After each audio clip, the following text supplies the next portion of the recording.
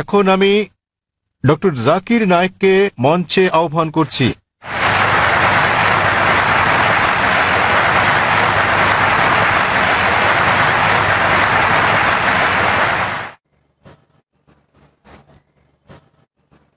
আলহামদুলিল্লাহ ওয়াসসালাতু ওয়াসসালাম আলা রাসূলিল্লাহ ওয়া আলা আলিহি ওয়া সাহবিহি আজমাইন, আম্মা বাদ।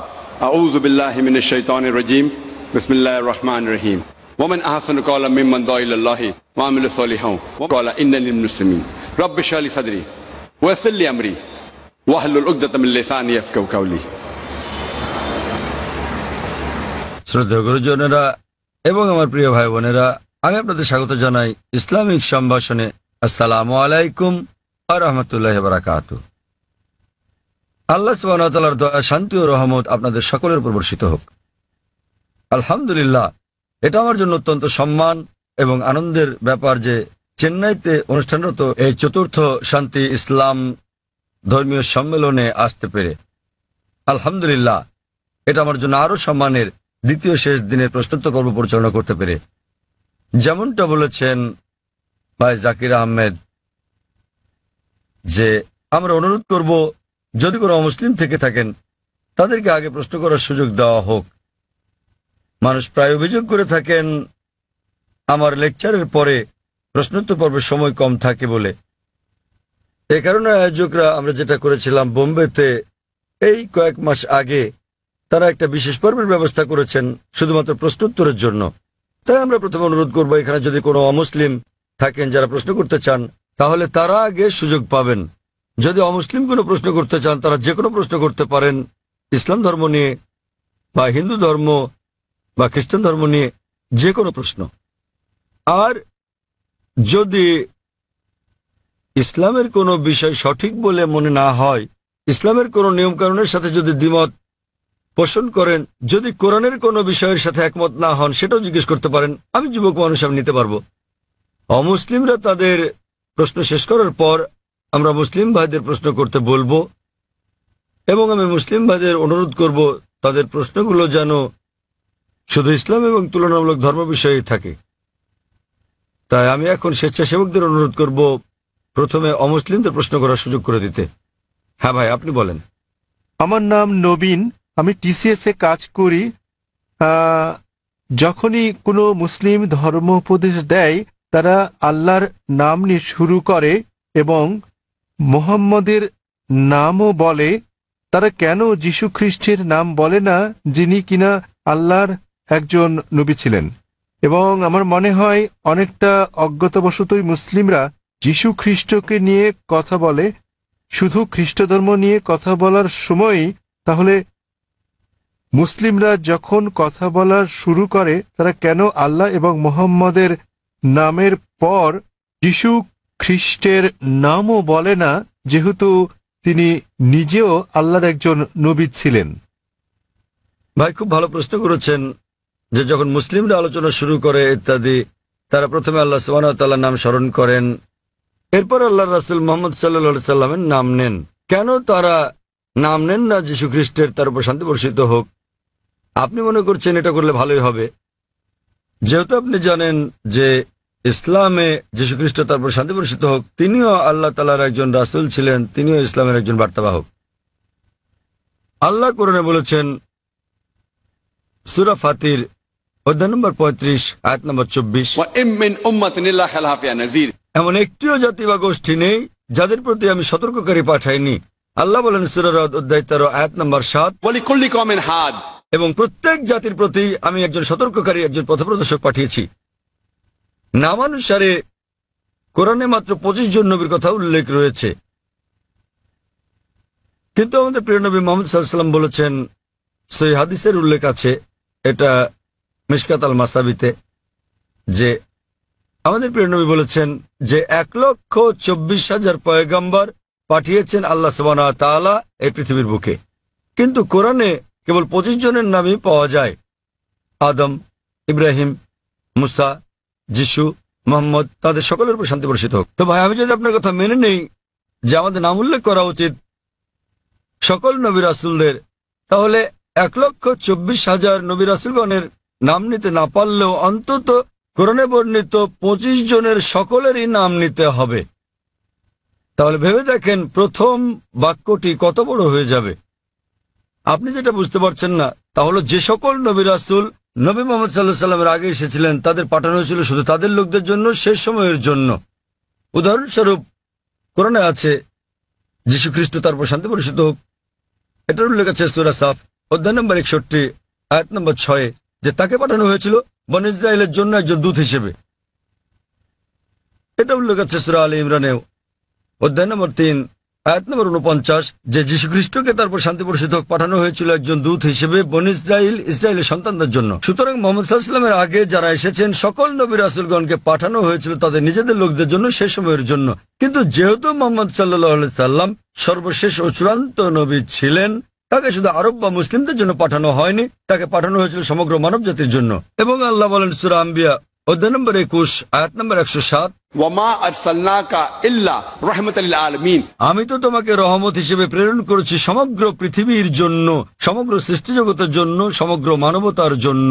সুতরাং মুহাম্মদ সাল্লাল্লাহু আলাইহি সাল্লাম যেহেতু সর্বশেষ এবং চূড়ান্ত নবী ছিলেন, তিনি শুধু মুসলিম বা আরবদের জন্য প্রেরিত হননি, এসেছিলেন সমগ্র মানব জাতির জন্য। এবং তিনি যে বার্তা নিয়ে এসেছিলেন তা শুধু একটা নির্দিষ্ট সময়ের জন্যই নয়, যেমনটা তার পূর্বে যারা এসেছিলেন তাদের বার্তা ছিল একটা নির্দিষ্ট সময়ের জন্য। কিন্তু যেহেতু নবী মুহাম্মদ সাল্লাল্লাহু আলাইহি সাল্লাম ছিলেন সর্বশেষ ও চূড়ান্ত নবী, তার বার্তা সময়ের বন্ধনে বাধা নয়, এটাকে অনুসরণ করতে হবে শেষ দিন পর্যন্ত। এ কারণে আপনি বর্তমানে যেখানেই থাকুন না কেন, হোক সে ভারত বা যুক্তরাষ্ট্র বা ইংল্যান্ড বা সৌদি আরব, পৃথিবীর যে কোনো প্রান্তে বর্তমানে আমাদের অনুসরণ করতে হবে সর্বশেষ ও চূড়ান্ত নবীকে, এবং তিনি হচ্ছেন নবী মুহাম্মদ সাল্লাল্লাহু আলাইহি সাল্লাম। যদিও ইসলামে সকল নবী রাসূলকেই আমরা সম্মান করি এবং আমরা যীশু খ্রিস্টকেও সম্মান করি, আমরা তাকে ভালোবাসি, তাকে শ্রদ্ধা করি, কিন্তু যীশু খ্রিস্ট তার উপর শান্তি বর্ষিত হোক নিজেই বলেছেন, এটার উল্লেখ আছে গসপেল অফ জন অধ্যায় নম্বর 16 অনুচ্ছেদ নম্বর 12 থেকে 14, আমি তোমাদের অনেক কথা বলতে চাই কিন্তু এখন তোমরা তা সহ্য করতে পারবে না, কারণ যখন সত্যের আত্মা আসবেন তিনি তোমাদের পথ দেখাবেন। তিনি নিজে থেকে কিছু বলবেন না, যা শুনবেন তাই বলবেন, তিনি আমাকে সম্মানিত করবেন। সুতরাং এখানে যীশু খ্রিস্ট তার উপর শান্তি বর্ষিত হোক ভবিষ্যৎবাণী করেছেন সর্বশেষ ও চূড়ান্ত নবী মুহাম্মদ সাল্লাল্লাহু আলাইহি সাল্লামের আগমনের।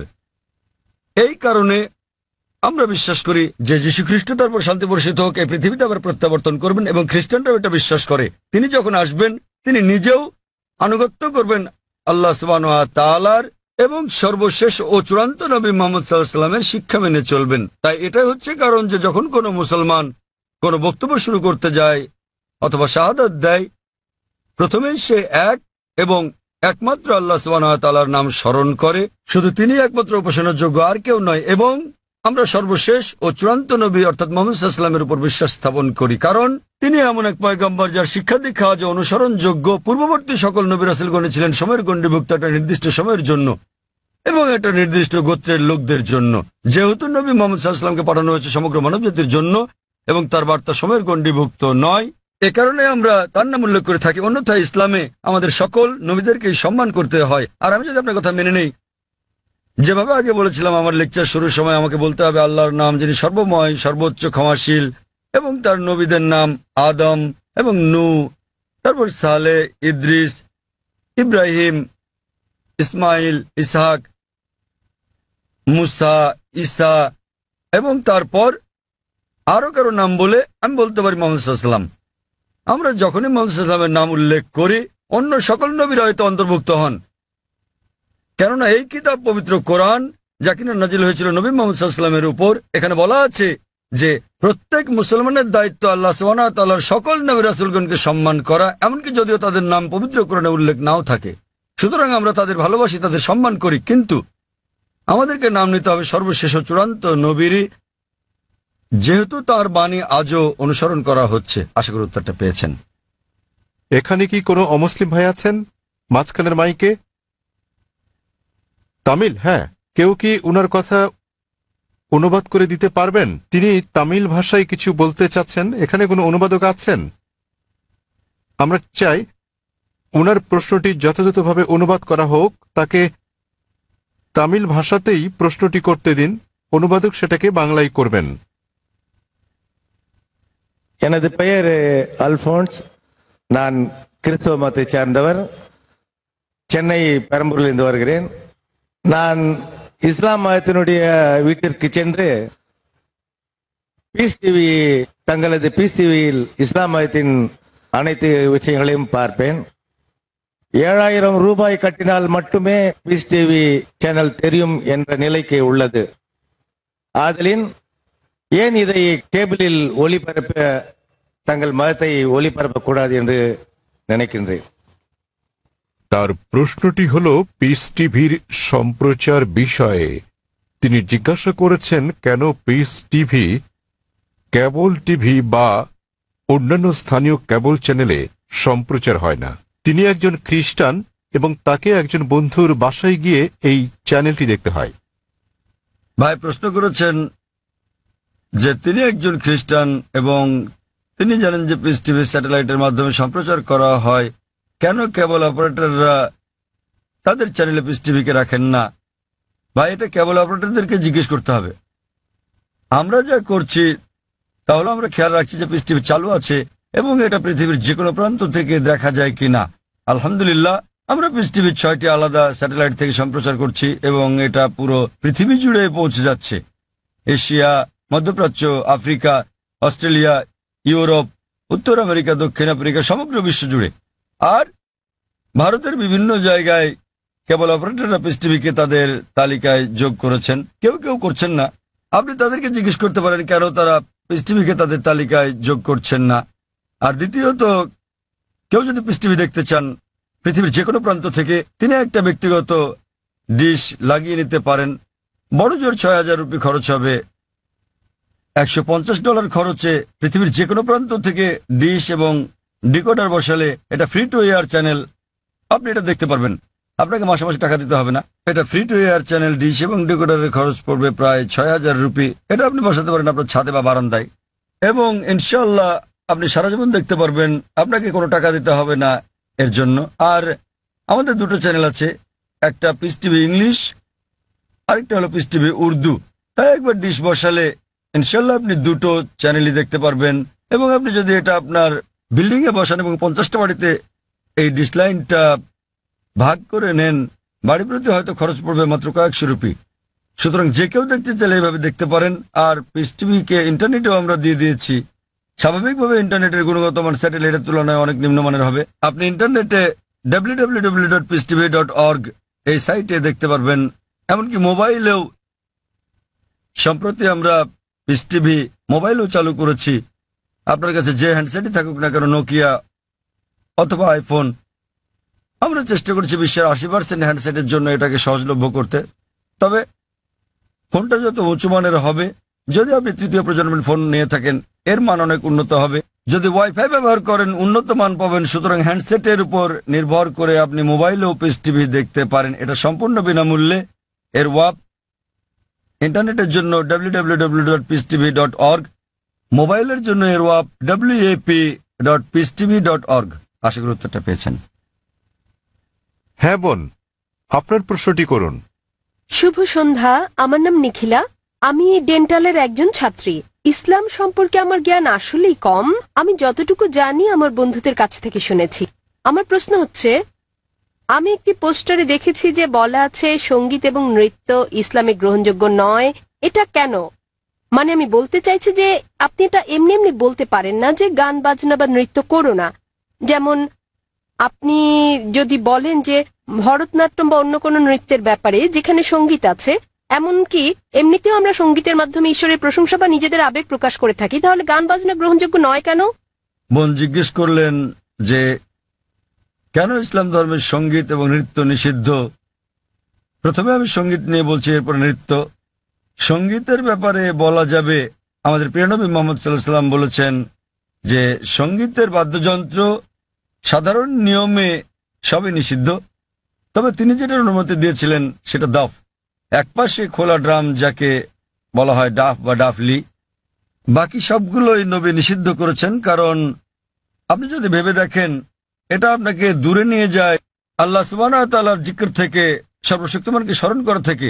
এ কারণে যখন আমরা এরকম গান শুনি, যেমন ধরেন সিনেমার গান হোক, সেটা হিন্দি, মালায়ালাম, তামিল বা অন্য কিছু, আপনি দেখবেন যে এই হিন্দি সিনেমার গানগুলোর বেশিরভাগ কথাই একেবারে বাস্তবতা বহির্ভূত।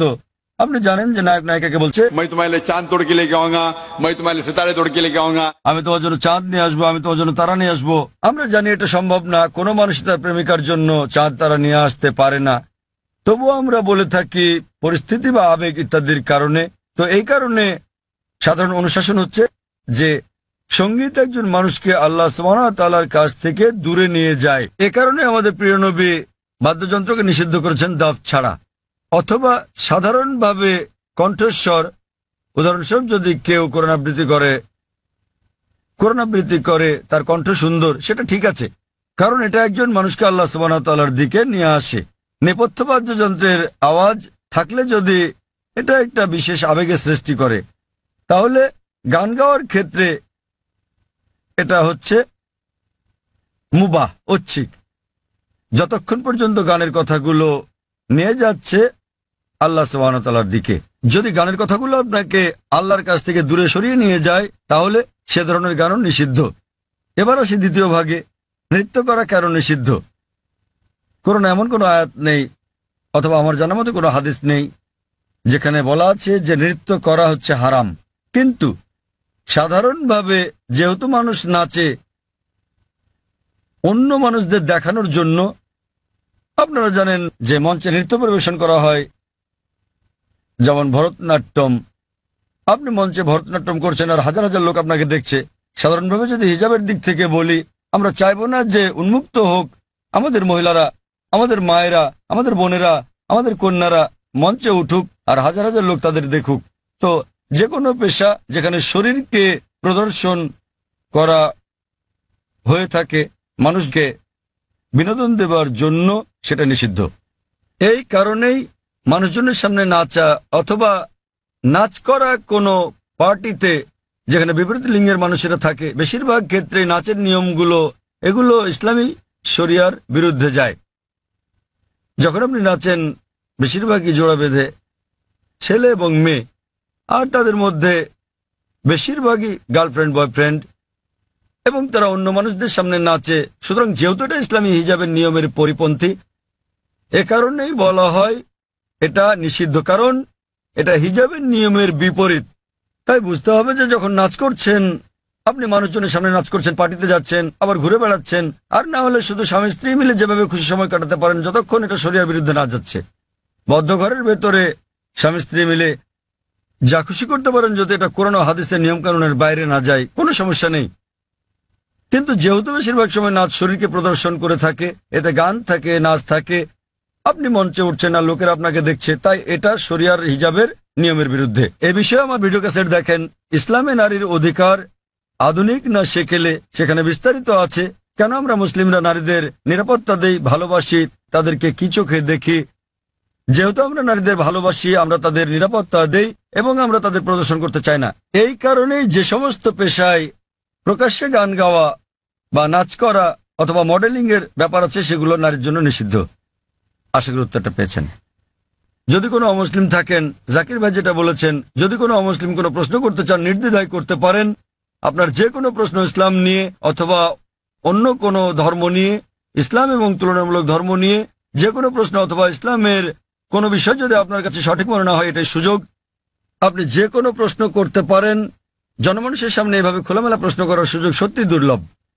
একজন অমুসলিম ভাই আছেন।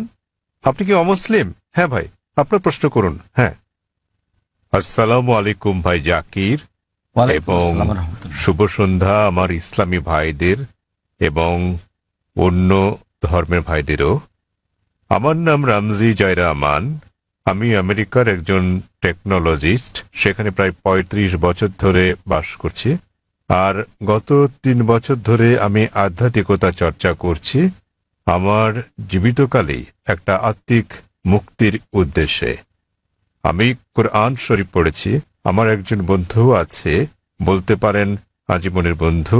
গত ৪৫ বছর ধরে সে একজন খাঁটি মুসলমান। আমার প্রশ্ন হচ্ছে, প্রথমে আমাকে একটি কথা বলতে দিন, তারপর আমি আমার প্রশ্নটি করব।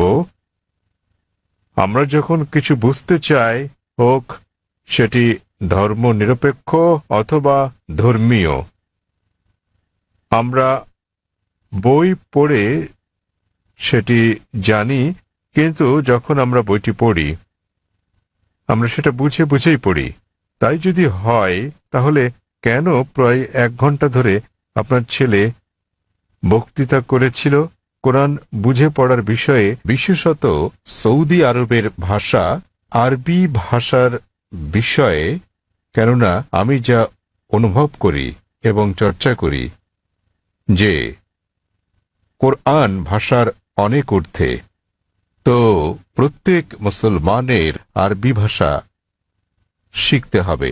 বিষয়টা আমার কাছে কিছুটা জোর জবরদস্তিমূলক মনে হয়েছে। কোরআন কি তাই বলে? ভাই একটা ভালো প্রশ্ন করেছেন। বললেন যে তিনি আধ্যাত্মিকতা শিখতে চান এবং তিনি কোরআন পড়েছেন, কিন্তু তিনি বুঝতে পারেননি যে কেন একটা বক্তৃতা যা ফারিক নায়েক করেছিল আমার ছেলে কোরআন বুঝে পড়ার জন্য আরবি ভাষা শেখার গুরুত্ব নিয়ে, আর এটা কেন আবশ্যিক। আপনি যদি আমার ছেলের পুরো আলোচনাটা শুনে থাকেন, সে কখনো এটা বলেনি যে প্রত্যেক মুসলমানের জন্য আরবি শেখা আবশ্যিক। সে কখনোই বলেনি। আরবি জানাটা বেহেশতে যাওয়ার জন্য পূর্ব শর্ত নয়, কারণ আমি নিজেও আরবি জানি না। আমি নিজেও আরবি একটা ভাষা হিসেবে শিখিনি, এদিক সেদিকে একটু একটু বুঝতে পারি। আমি আরবি ভাষা জানি না, কিন্তু আমার ছেলে জানে, মাশাআল্লাহ। সে আমার চেয়ে ভালো জানে। সে কোরআন সরাসরি অনুবাদ করতে পারে, আমি পারি না। কিন্তু তার আলোচনায় যদি আপনি শুনে থাকেন, সে বলেছিল যে যদি আপনি আরবি না জানেন কমপক্ষে অনুবাদটা পড়েন।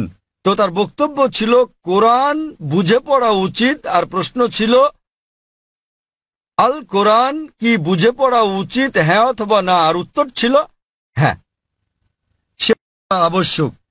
সে বলেছিল আপনার কমপক্ষে অর্থ বুঝে পড়া উচিত কোরআন, আর কোরআন বুঝে পড়ার সবচেয়ে ভালো উপায় হচ্ছে আরবিকে ভাষা হিসেবে শেখা। আপনি যখনই কোনো বই অনুবাদ করেন, কোনো সাধারণ বই অনুবাদ করতে গেলে অনুবাদটা কখনো 100% সঠিক হবে না। এটা হতে পারে 80%, 90%, 99%। ভাষাটা যত বেশি কঠিন হবে, যত বেশি বিশুদ্ধ হবে, অনুবাদ তত বেশি কঠিন হবে। কোরআন হচ্ছে পৃথিবীর সবচেয়ে অনুবাদ অযোগ্য বই। তাই কোরআনের অনুবাদ কখনোই কোরআনের অনুরূপ হবে না, কারণ আরবি ভাষাটা এতই শক্তিশালী, এতই বিশুদ্ধ, আর এছাড়া এটা সর্বশক্তিমান আল্লাহ সুবহানাহু ওয়া তাআলার বাণী। এই কারণেই সর্বোৎকৃষ্ট উপায় হচ্ছে আরবিকে ভাষা হিসেবে শেখা। দ্বিতীয়ত, আপনি যদি আরবি ভাষা না জানেন, তাহলে সে বলেছিল যে ভাষাটা ভালো জানেন সেই ভাষায় অনুবাদটা পড়েন। আপনি ইংরেজি জানলে ইংরেজিতে পড়ুন, তামিল জানলে তামিলে পড়ুন, হিন্দি জানলে হিন্দিতে, বাংলায় জানলে বাংলায় কোরআনের অনুবাদ পড়ুন। সে যা বলেছিল তার মূল বক্তব্য ছিল কোরআন পড়ুন অর্থ সহকারে। এখন এই প্রশ্নটা একজন সাধারণ মানুষের পক্ষে খুবই স্বাভাবিক। আপনার প্রশ্ন ছিল কেন একজন মানুষ বলবে যে বইটি অর্থ বুঝে পড়ো? অর্থ তো বোঝাই গেছে। যখনই কোনো বই পড়া হয় সেটি তো অর্থ বুঝেই পড়া উচিত। কিন্তু আপনি বুঝতে পারেননি যে মুসলিম সম্প্রদায়ের মধ্যে দুঃখজনকভাবে, যেমনটা আমার ছেলে বলেছে, যে শতকরা 80%-এরও বেশি মুসলমান আরব নন এবং তারা আরবি ভাষা জানেন না। এখানে নবীর একটা হাদিস আছে, তিনি বলেছেন যদি তোমরা কোরআন তেলাওয়াত করো তো সব পাবে। সেই কারণে বেশিরভাগ মুসলিম যখন কোরআন পড়ে তারা আরবিতেই পড়ে, কিন্তু তার অর্থটা বোঝে না। তাই এটা পৃথিবীর সবচেয়ে বেশিবার পড়া বই, কিন্তু একই সাথে অর্থ না বুঝে সবচেয়ে বেশিবার পড়া বই ওইটি। তো আমার ছেলে বলেছিল আরবি অংশটা পড়ার পরে যা বেশিরভাগ অমুসলিমই বোঝেন না, অন্তত সেই অংশের অনুবাদটা পড়েন সেই ভাষায়, যে ভাষাটা আপনি ভালো বোঝেন। সে জোর দিচ্ছিল যে কোরআন নির্দেশনামূলক গ্রন্থ, এটি সর্বশক্তিমান আল্লাহর গ্রন্থ। সে সকল মুসলমানকে অনুরোধ করেছে যে আরবিটা পড়ার পাশাপাশি অনুবাদটাও পড়েন, যার স্থান দ্বিতীয়, কিন্তু সবচেয়ে ভালো আরবিকে একটি ভাষা হিসেবে শেখা। কেননা আপনি যদি আরবি জানেন এবং শুদ্ধ ভাষা জানেন, যা আমরা আমাদের স্কুলে শেখাই, ইসলামিক ইন্টারন্যাশনাল স্কুল বোম্বে এবং ইসলামিক ইন্টারন্যাশনাল স্কুল চেন্নাইতে, তাহলে সংযোগ সূত্র পেয়ে যাবেন এবং কোরআনের অর্থ বোঝাটা আরো ভালোভাবে হবে। আশা করি উত্তরটা পেয়েছেন। ধন্যবাদ। সেখানে কি কোনো অমুসলিম ভাই আছেন? হ্যাঁ হ্যাঁ ভাই, আপনার প্রশ্নটি করুন। শুভ সন্ধ্যা ডাক্তার সাহেব, আমি রাজা, একজন নির্বাহী অফিসার, চেন্নাই থেকে এসেছি। প্রশ্ন করার আগে আমি একটি উদাহরণ দেব, তারপর আমি আমার প্রশ্নটি করব। বিজ্ঞানীরা অনেক ধরনের জিনিস আবিষ্কার করেছেন মানব জাতির জন্য। উদাহরণস্বরূপ বলা যায় আলেকজান্ডার গ্রাহাম বেল টেলিফোন আবিষ্কার করেছেন, কিন্তু আলেকজান্ডার গ্রাহাম বেলের সময় ফোন ছিল অন্যরকম। কিন্তু এখন আমাদের এই আধুনিক 24 শতকে আমরা ব্যবহার করছি মোবাইল, ইমেইল পাঠাচ্ছি, ইন্টারনেট, ফ্রিল্যান্স, ছবি, সারা বিশ্ব জুড়েই। আমি যা বলতে চাইছি, মানুষ যাই সৃষ্টি করেছে তার কিছু অংশের পরিবর্তন হতে পারে, কিন্তু একটা ব্যাপার আমি বুঝি, তা হলো যদিও আমি একজন আধ্যাত্মিক মানুষ, তো এই সাপ্তাহিক চক্র অর্থাৎ সপ্তাহের 7 দিন এটা সারা বিশ্বেই একই নিয়মে পালন করা হয়, হোক এটা ভারতে, আফগানিস্তানে, অথবা হতে পারে জার্মানি, ইউরোপ, মধ্যপ্রাচ্য, আফ্রিকা, যেখানেই হোক না কেন। প্রায় 600 কোটি মানুষ এই সাপ্তাহিক চক্রকে অনুসরণ করে, অর্থাৎ 7 দিন, রবিবার থেকে শনিবার। আমার মনে হয় ডাক্তার সাহেব, এই 7 দিনের সাপ্তাহিক চক্র কোনো মানুষের দ্বারা তৈরি হয়নি। আমি বুঝতে পেরেছি এই সাপ্তাহিক চক্র তৈরি হয়েছে সর্বশক্তিমান সৃষ্টিকর্তার হাতেই। আমি প্রশ্ন করতে চাই যে এই 7 দিনের চক্রের কথা কি কোনো ধর্মগ্রন্থে লেখা আছে? আর সাথে আরেকটি প্রশ্ন, সেটি হলো যে আল কোরআনে কি সৃষ্টির কোনো নিয়মের উল্লেখ আছে কিনা? এইটুকুই। ভাই একটা প্রশ্ন করলেন যে মানুষ যখন কোনো কিছু আবিষ্কার করে, উদাহরণ হিসেবে আলেকজান্ডার গ্রাহাম বেলের টেলিফোন আবিষ্কারের কথা বলেছেন, কিন্তু সময়ের সাথে সাথে এটা বদলাতে থাকে, আর এখন আমরা মোবাইল ফোন ব্যবহার করছি যে অনেকটা ভিন্ন। এগুলো মানুষের সৃষ্টি, কিন্তু এই সাপ্তাহিক চক্র সারা পৃথিবীতে অনুসরণ করা হয়।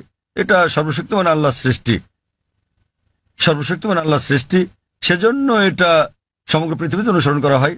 তিনি জানতে চান যে এই পৃথিবীর এই আবিষ্কারের কথা কোরআনে অথবা আগের ধর্মগ্রন্থগুলোতে উল্লেখ আছে কি না। ভাই আপনাকে একটা কথা বলি, আমি আপনার সঙ্গে একমত। মানুষ যখন কোনো কিছু আবিষ্কার করে সেটার বিবর্তন হতে থাকে, উন্নতি হতে থাকে, শুধুমাত্র আল্লাহরটা ছাড়া। আল্লাহ হলেন নিখুঁত, তিনি কিছু সৃষ্টি করলে সেটা নিখুঁতভাবে সৃষ্টি করেন, অথবা তিনি ধাপে ধাপে এটাকে উন্মোচন করতে পারেন, কারণ সৃষ্টির জন্য তিনি যেটা সৃষ্টি করেছেন মানুষের জন্য তারা বুঝতে নাও পারে। উদাহরণস্বরূপ তিনি অনেক নবী পাঠিয়েছেন। প্রথম নবী ছিলেন আদম আলাইহিসসালাম, এবং তারপর অনেক নবী পাঠিয়েছেন 1,24,000। সর্বশেষ নবী মুহাম্মদ সাল্লাল্লাহু আলাইহি সাল্লাম, তিনি অনেক বাণী পাঠিয়েছেন, অনেক গ্রন্থ। কিছু কিছু গ্রন্থের কথা কোরআনে উল্লেখ আছে, তাওরাত, জবুর, ইনজিল, এবং সর্বশ্রেষ্ঠ কোরআন। এমন না যে সর্বশক্তিমান আল্লাহ কোরআনের সম্পর্কে জানতেন না। ওই সময় মানুষ সেই বার্তাটা গ্রহণ করার উপযুক্ত ছিল না, তাই মানুষের অনুধাবন ক্ষমতার উপর ভিত্তি করে তিনি একের পর এক গ্রন্থ পাঠিয়েছেন। যখন তিনি দেখলেন যে মানুষ এবার মর্ম বুঝতে পারবে, তখন তিনি সর্বশেষ চূড়ান্ত গ্রন্থ আর সর্বশেষ চূড়ান্ত নবী মুহাম্মদ সাল্লাল্লাহু আলাইহি সাল্লামকে পাঠালেন। এবার আপনার প্রশ্নে আসি, সাপ্তাহিক চক্রের ব্যাপারে। 7 দিন সমগ্র পৃথিবীতে অনুসরণ করা হয়। আপনি বলেছেন রবিবার থেকে শনিবার। এই 7 দিনের চক্র সারা পৃথিবীতেই আছে, কিন্তু এটা সব জায়গায় এক নয়। আপনি যদি যান কোন মুসলিম দেশে, রবিবার ছুটির দিন নয়, শুক্রবার ছুটির দিন, তাই এটা রবিবার থেকে শনিবার নয়, এটা শুক্রবার থেকে বৃহস্পতিবার, কিন্তু এটা 7 দিনই। তো এই 7 দিনের চক্রটা একই আছে, দিনগুলো ভিন্ন হতে পারে, যেমন এইসব ছুটির দিন ইত্যাদি। আর একইভাবে আপনি যদি বাইবেল পড়েন, বাইবেলের 7 দিনের কথা বলে থাকে সৃষ্টিকালের ব্যাপারে। এমনকি ইহুদি ধর্মগ্রন্থ এই কথা বলা আছে, পবিত্র কোরআনে ওই কথা আছে, হাদিসে কথা বলে থাকে।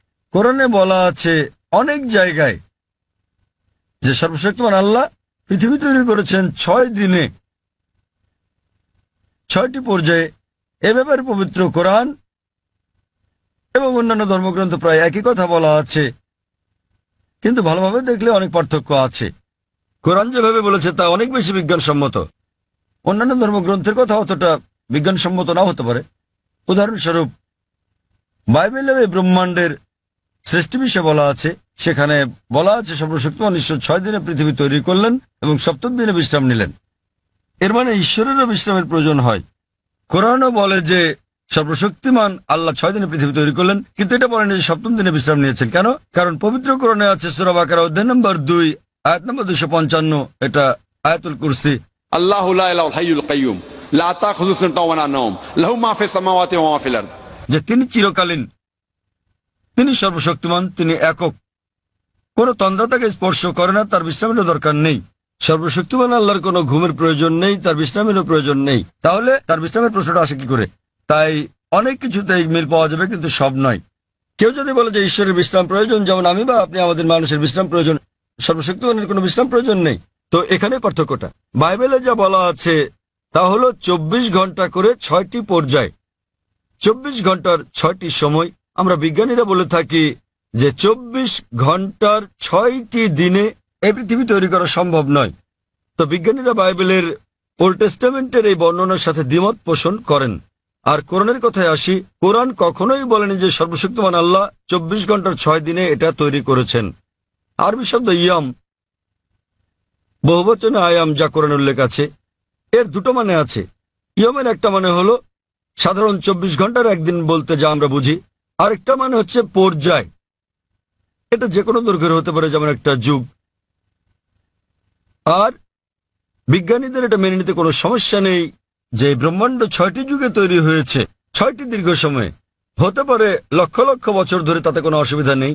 এখানে পার্থক্যটা। জগতের সৃষ্টির রহস্যের ব্যাপারে কোরআনে শত শত আয়াত আছে জগতের সৃষ্টি রহস্য নিয়ে। আমি এটার উপর একটা লেকচার দিতে পারি, কিন্তু এখানে সময় নেই। আমি শুধু কয়েকটা উদাহরণ দেব। কোরআন পৃথিবীর সৃষ্টি রহস্য নিয়ে কি বলে তাই নিয়ে সেখানে অনেক কথাই বলা আছে, কিন্তু কোরআনে যা বলা আছে এর অধিকাংশই কোরআন নাজিলের সময় আমরা জানতাম না। কোরআন যখন 1400 বছর আগে নাজিল হয়েছিল, এসব কথা অজানা ছিল। উদাহরণস্বরূপ, আজ একজন বিজ্ঞানীকে জিজ্ঞেস করলে তিনি উত্তর দেবেন। আমরা যদি বলি যে কিভাবে পৃথিবীর সৃষ্টি হলো, তাহলে তিনি বলবেন যে প্রথমে এখানে ছিল একটি নীহারিকা, তারপর একটা গৌণ বিচ্ছেদ ঘটল, বিগ ব্যাং, যা থেকে জন্ম নিল ছায়াপথ, তারকামণ্ডলী, গ্রহসমূহ, সূর্য, এমনকি পৃথিবী যেখানে আমরা বাস করি। এটা কয়েকজন বিজ্ঞানী আবিষ্কার করেছিলেন প্রায় 35-40 বছর আগে। আর এটাকে বলা হয়ে থাকে বিগ ব্যাং, যেটা 40 বছর আগে আবিষ্কৃত হয়েছে। আর যেটাকে আজকে বিজ্ঞানীরা বলছেন বিগ ব্যাং, এটা কোরআনে বলা হয়েছে 1400 বছর আগে। সূরা আম্বিয়া অধ্যায় নম্বর 21 আয়াত নম্বর 30 বলা হয়েছে যে আওয়ালাম ইয়ারাল্লাযিনা কাফারু, অবিশ্বাসীরা কি দেখে না আন্নাস সামাওয়াতি ওয়াল আরদা কানাত রাতকান ফাতাকনাহুমা, যে আকাশমণ্ডলী ও পৃথিবী একত্রিত ছিল, অতঃপর আমি পৃথক করে দিলাম। এখানে কোরআন এই ব্রহ্মাণ্ডের সৃষ্টি বিষয়ে সংক্ষেপে বলে দিচ্ছে যে আকাশমণ্ডলী ও পৃথিবী একত্রিত যুক্ত ছিল, এরপর আমি তাদের পৃথক করে দিলাম। আজকের বিজ্ঞানীরা সৃষ্টির রহস্য নিয়ে যা বলছেন তার নাম দিয়েছেন বিগ ব্যাং। এটা কোরআনে 1400 বছর আগে বলা হয়েছে। আমরা আগে মনে করতাম যে এই যে আমরা পৃথিবীতে আছি এটা সমতল। মাত্র কয়েকশো বছর আগে আমরা জানতে পারলাম, যখন স্যার ফ্রান্সিস ড্রেক 1557 সালে পৃথিবীটা নৌপথে ভ্রমণ করলেন, তিনি প্রমাণ করলেন যে পৃথিবী বর্তুলাকার। কোরআন এটা বলেছে 1400 বছর আগে। সূরা নাজিয়াত অধ্যায় নম্বর 79 আয়াত নম্বর 30। ওয়াল আরদা বাদা যালিকা দাহাহা, এবং তারপর আমি পৃথিবীকে তৈরি করলাম ডিম্বাকৃতি। আরবি শব্দ দাহাহা, এর একটা মানে হলো প্রসারিত হওয়া, যেভাবে পৃথিবী প্রসারিত হয়েছে। আরেকটা মানে আরবি দুইয়া শব্দ থেকে এসেছে, যার মানে হচ্ছে ডিম। এটা কোনো সাধারণ ডিম নয়, এটা বিশেষভাবে বোঝায় উট পাখির ডিমকে।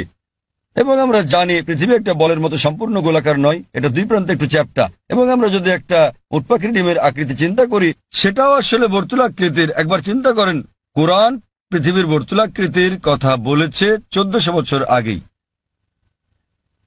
আগে আমরা মনে করতাম চাঁদের আলো তার নিজস্ব আলো। সম্প্রতি বিজ্ঞান থেকে জানতে পেরেছি 100 বছর বা 200 বছর আগে যে চাঁদের আলো তার নিজের আলো নয়, বরং সেটা প্রতিফলিত আলো। কোরআন এটা বলেছে 1400 বছর আগেই। সূরা ফুরকান অধ্যায় নম্বর 25 আয়াত নম্বর 61, যে সর্বশক্তিমান আল্লাহ আকাশে তৈরি করেছেন নক্ষত্রপুঞ্জ, আর সেখানে জেলে দিয়েছেন একটি প্রদীপ, সূর্য, যা তার নিজের আলোয় জ্বলে, আর চাঁদ জলে প্রতিফলিত বা ধার করা আলোয়। চাঁদের আলোর আরবি শব্দ হচ্ছে মুনির বা নূর, যার মানে হচ্ছে ধার করা বা প্রতিফলিত আলো। কিন্তু সূর্যের আলোর জন্য ব্যবহৃত হচ্ছে ওয়াহাজ, সিরাজ, দিয়া, অর্থাৎ মশাল, গনগনে প্রদীপ, প্রজ্বলিত আলো, যা সূর্যের আলোকেই তার নিজস্ব আলো হিসেবে বোঝাচ্ছে। এখানে অনেক আয়াত আছে কোরআনে যা সৃষ্টিজগৎ বিষয়ে, জ্যোতির্বিদ্যা বিষয়ে বলে। আমি যখন ছিলাম স্কুলে আমি পড়েছিলাম যে সূর্য যদিও ঘোরে, এটা তার নিজের অক্ষে আবর্তন করে না, এটা নিশ্চল। কোরআনের সূরা আম্বিয়াতে বলে, অধ্যায় নম্বর 21 আয়াত নম্বর 33, হুয়াল্লাযী খালাকাল লাইলা ওয়ান নাহারা আল্লাহ সৃষ্টি করেছেন দিন ও রাত, ওয়াশ শামসা ওয়াল কামার সূর্য এবং চন্দ্র, কুল্লুন ফি ফালাকি ইয়াসবাহুন। প্রত্যেকে তার নিজ কক্ষপথে বিচরণ করছে। কোরআন বলছে সূর্য এবং চন্দ্র আবর্তন করা ছাড়াও তাদের নিজস্ব অক্ষের উপর ঘুরছে।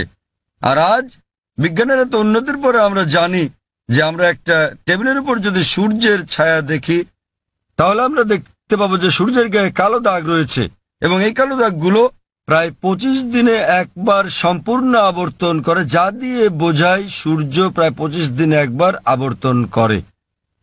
আর এভাবেই কোরআন বলে আকাশের কথা যে এটা একটা ছাদের মতো। সূরা আম্বিয়া অধ্যায় নম্বর 21 আয়াত নম্বর 32। কোরআন পদার্থের প্রথম অবস্থার কথা বলে প্লাজমা। কোরআন বলে সূরা জারিয়াতে অধ্যায় নম্বর 51 আয়াত নম্বর 47 যে আমি এই বিশাল আকাশকে নির্মাণ করেছি, এই ক্রমবর্ধনশীল বিশ্ব যা আমরা সম্প্রতি জেনেছি। এভাবেই কোরআনের অনেক জায়গায় সৃষ্টি রহস্যের কথা বলা হয়েছে। কিন্তু লক্ষ্য করার মতো বিষয় হলো অন্যান্য ধর্মগ্রন্থের মতো অন্যান্য ধর্মগ্রন্থ যেমন বেদ, বাইবেল, সেগুলোও বলে থাকে সৃষ্টি রহস্যের বিষয়ে। সৃষ্টির বিষয়ে তাদের অনেক বক্তব্যই বিজ্ঞানের সাথে মিলে যায়, কিন্তু অনেক বক্তব্যই আবার বৈজ্ঞানিক প্রমাণের বিপরীতে অবস্থান করে। কিন্তু কোরআনের ব্যাপারে বলা যায় কোরআনে 6000-এরও বেশি আয়াত আছে, যার মধ্যে 1000-এর বেশি বিজ্ঞান নিয়ে কথা বলে, এবং পবিত্র কোরআনে এমন একটা আয়াত নেই যা প্রতিষ্ঠিত বিজ্ঞানের বিরুদ্ধে যায়। কোরআনের সাথে অন্যান্য ধর্মগ্রন্থের পার্থক্য হচ্ছে কোরআনের কোনো আয়াতই বিজ্ঞানের প্রমাণিত সূত্রের বিপক্ষে যায় না। এটা কোনো তত্ত্বের বিপক্ষে যেতে পারে, কারণ তত্ত্ব বদলে যায়, কিন্তু একটি আয়াত প্রতিষ্ঠিত বিজ্ঞানের বিপক্ষে যায় না। এই কারণেই কোরআন একটি অনন্য গ্রন্থ, আর বলা যায় এটি সর্বশক্তিমান আল্লাহর একমাত্র আসমানি কিতাব, একমাত্র ধর্মগ্রন্থ